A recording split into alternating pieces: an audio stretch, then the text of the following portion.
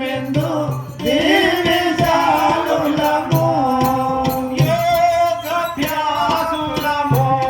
పంచవిషయాది భోగరహితులము పంచవిషయాది భోగరహితులము పంచవిషయాది భోగరహితులము పంచవిషయాది భోగరహితులము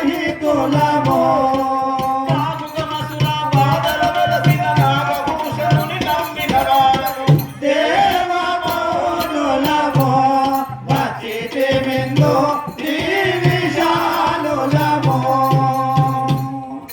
అయ్యా మీరు అయ్యా మీ యొక్క నామము మీ యొక్క పూర్వస్థితి మీ సవిస్తాను విన్నవించు స్వామి.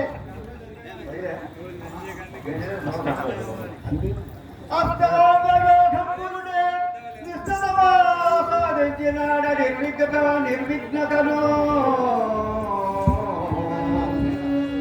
వశిష్ఠుడనామము వశిష్ఠుడనామము విష్ణుడు పుత్రుడ నేను వేగమెనిరరా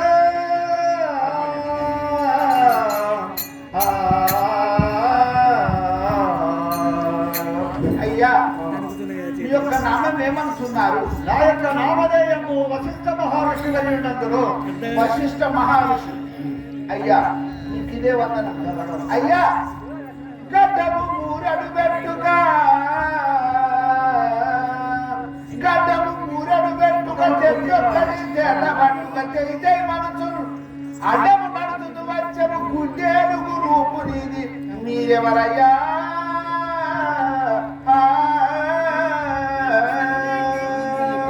అయ్యో కీర్తిమంత నేనే నీకు తెలియదా? అయ్యా ఇందులో ఎప్పుడు చూడలేదు.